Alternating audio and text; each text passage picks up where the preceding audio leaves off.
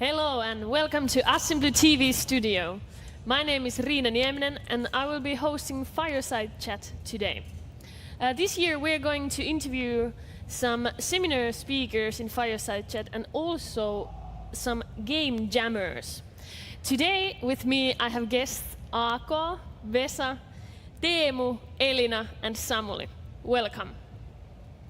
So, what does game jam mean? What is it? Game Jam is a development event where you make a game from start to finish or from an idea to a playable in a short time range, like for instance in a weekend. Here we do it from Thursday to Sunday. Okay, so you have four days to make a game. Yes. And do you have to start from the scratch? So you can't decide anything before? Well, typically jammers might come with some ideas, but we have some kind of a constraint, like a design constraint, for instance, a word or a technology or, well, anything that the jam organizers can come up with. And this year's theme for the Assembly Game Jam is 25. 25? Mm. Okay. Exactly. All right, that's actually pretty hard. Yes.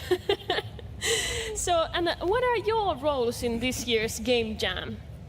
Well, me and Vesa, we are organizers. Maybe others can tell what they're doing. Yeah, well, I'm pretty much jamming this year in this Game Jam. I'm organizing. I was helping with the social exercises before we started jamming. Yeah, and I'm also jamming, but I'm also handling the game submissions at the end. Okay. And how many years have you been with Assembly Game Jam? Or actually, I don't know, how many years has it been in Assembly? This is the 5th year, yes, I guess. Yeah. Okay. I've been participating in Assembly since early 2000. And actually, well, 5 years ago, we were like planning the game jams for the year. And then we had the idea, it's like, oh my God, of course Assembly needs to have a game jam. And then, then like quick call to Pehu, it's like, hey, you wanna have a game jam? Of course. And then it's like, let's try it. And then so 5 years ago, we had a pilot game jam session in Assembly, and it was like really great. And it's like getting bigger and bigger all the time. So yeah, I'm looking forward for the next 10 years for the Assembly game jams. Okay, so has there been more and more entries every year, or? Well, we have 10 projects on the works this year, so I think it's quite nice. And team sizes are roughly from 1 person to like 5 persons. So yeah. And we started when this was still at the Hartwall Arena, so that was kind of interesting. Yeah, of course, like everything now. Now it's like a much better, bigger space. I mean, like Hartwall Arena, we were like squeezed in the one corner. But it was still fun, but okay, now much more resources to do the game jam, so it is like really great. And I also need to thank the whole Assembly organization, because like Assembly has been like really great for us. The whole we can do the game jams as we like, and they were giving us the resources and everything. So thanks about that. That sounds nice. And what kind of teams are in Game Jam? Are they all professional, ready-made teams, or how can I go to jamming?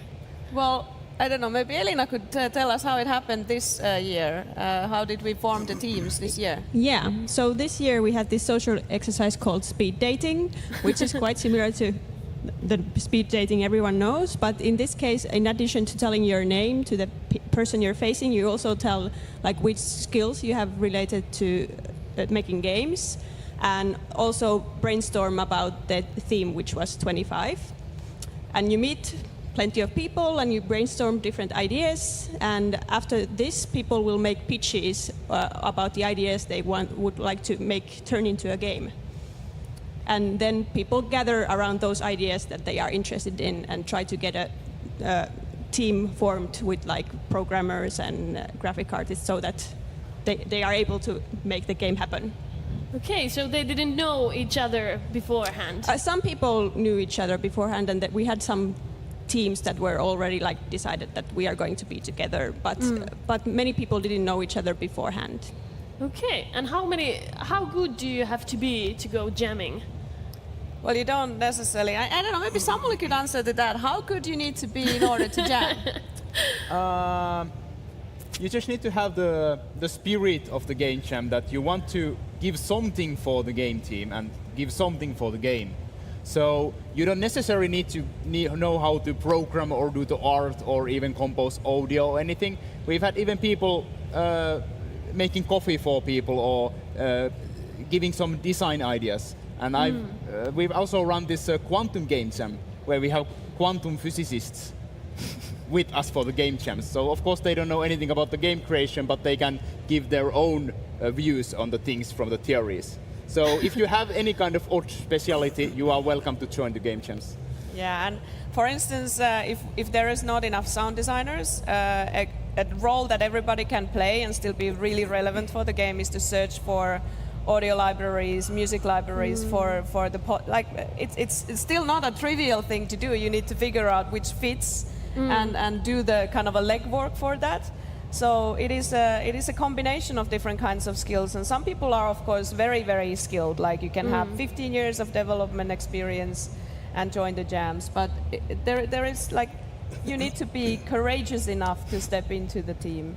That's I think the most important skill. Sometimes when we do the group forming, it can be a little bit intimidating to talk to the strangers, but then after the jams, it's one of the valuable things that people get out of a game jam, that they meet other people. If we think about how game industry like all together is formed, is usually companies of 2 to 4 friends that had different skill sets, so that you can have a startup. So game jam, for instance, is a good place to facilitate that kind of group forming. So all around the world there are stories about how some companies are formed at the game jams. They met the people that they can make games with on different kinds of game jam events. So it's super important also to the industry to have people actually talk to each other. So yeah, it can be painful, but then at the end of the jam, it's so much fun to do things together, and you need different skills in order to make a game. So maybe sometimes when you have friends, they have same interests. So you have artist friends or you have programmer friends. So you don't necessarily have the multi-skill kind of a network in order to start making games. Yeah, like game jams, like really like-minded people are meeting each other, and I will have to say, like the assembly is like giving a little extra spice for the game jams. What we normally don't have is like, okay, now I need somebody to like do the audio, and we have like 8,000 persons like with computers. There's like, hey, do you know how to make audio? Hey.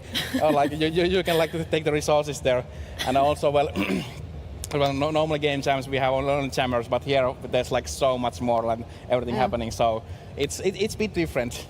The assembly game jams. Okay, and it sounds like if you want to make games, but you don't, maybe have the friends that are interested in, or you don't know where to go, then come to game jams. Yes, exactly. Yeah, like a perfect place to start doing games. Yes. Yeah.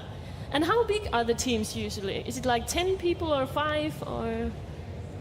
Did we have like from 1 person to 5 this time? But it can be a little bit bigger. But too big is maybe not functional. It depends a lot on the jams and the ideas as well. It's like, well, when the groups are forming, depending on the idea. Like if you have a lot of things to do on the tech side, you need more programmers. But it could also be analog games, so it doesn't necessarily need to be a computer game. So maybe you just need an artist to make a board for a board game, and then a designer to make the system. So it depends so much on the actual thing that you're making, that how many people are kind of participating. Also the length of the jam. So the weekend duration of a weekend of 48 hours. I think that manageable group size is somewhere between 3 to 7. And then it might be getting too difficult to communicate with everybody. Like you need to be good at managing groups in order to make it in 48 hours. But then there are also game jams that are called these like big group game jams, where, for instance, in countries that there aren't AAA companies, some developers might want to experience how it is actually to make a game in a 100 people team. So those kind of jams are also there, but it's much more rare. So usually it is like approximately 2 to 5 people that are in one team. Okay. And what equipment do you need? Do I have to take my own computer with me and come here, or? Yeah, that's how we usually do it, that you have your own, everything that you need is your own stuff. But then if some game jams are organized on schools, like that teach game development, so equipment would be coming from those computer classes, for instance. Oh. Yeah, But it depends a lot on the jam. So, this year, we borrowed equipment for Fever. Oh yeah, also for here. Yeah. So yeah, and the VR equipment is expensive, so we got we loaned those equipment, so you can like do a VR game Without having that, yeah. So that's something you can also try. Oh, that's nice. Yeah. And can we somewhere follow these 10 teams of this year? Yeah, we are on the tables A12 to A13. Okay. And then also on Saturday we're gonna have at 8 there is a testing hour, so everybody is free to come and test out the games if they work. Like we can't promise anything, but that's what we're planning. So that is the deadline for us as well. Okay. And what kind of game is the winning game? Is there some kind of that it have to work well and it has to have a really clear idea, or what makes the winning game? This is actually not a compo, so it's challenge.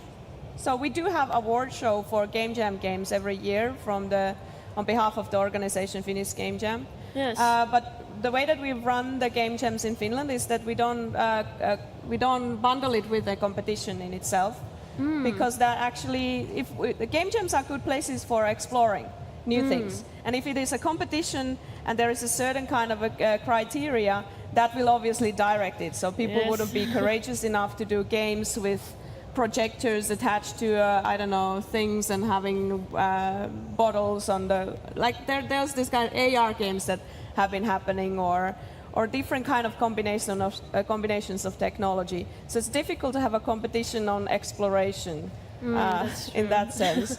So it is not a compo, but of course you can also submit your games to different competitions.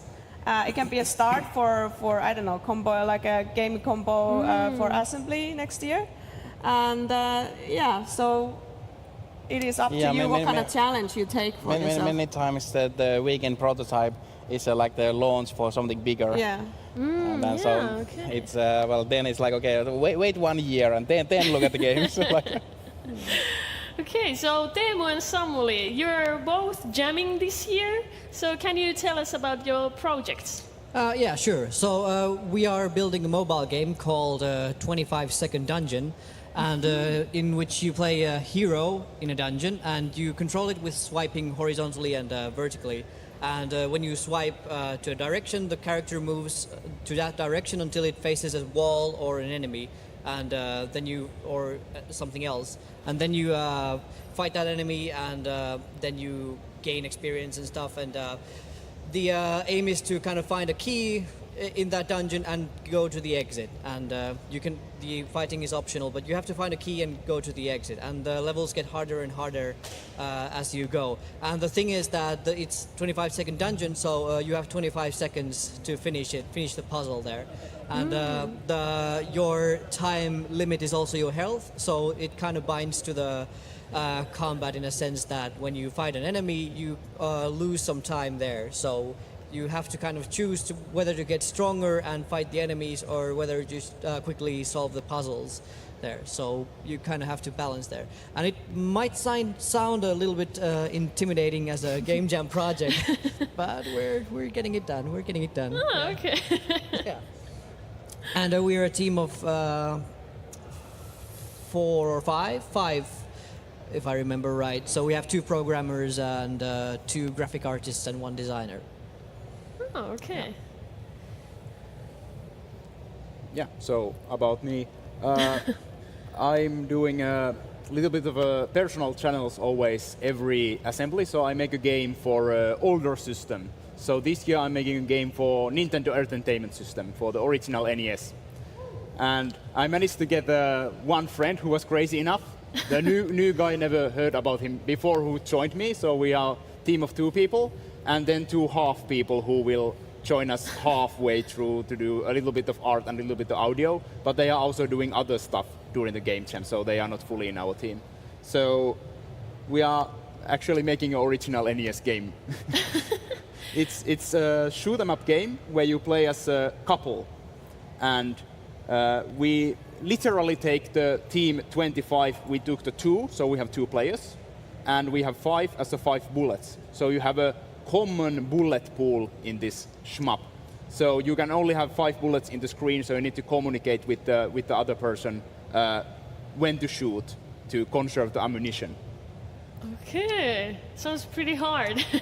Yes, it's an NES game. Yes. And we can both test these games tomorrow. Yeah. Yes. Yeah, and if you want to join the teams today at 9, we have project. You can also come and see the project presentations. So come to the table A12 at 9 p.m. Today. So if you still want to join the teams, if you want to form your own team, or anything that interested in a jam, so come and join us. Oh, okay. So you can still come and Yes. come and jam. Especially I think that some teams are running would need some graphic artists. So if somebody is here with their equipment, maybe participating to the graphic compose or something like that, so please join us.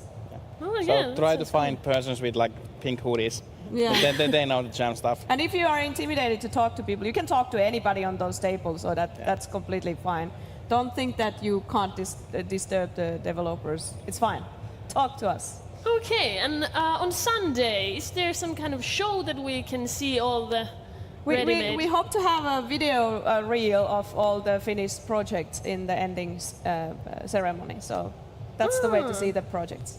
Oh, And you that can sounds- find the project from the assembly website, the links. Yeah, we actually have an itch page.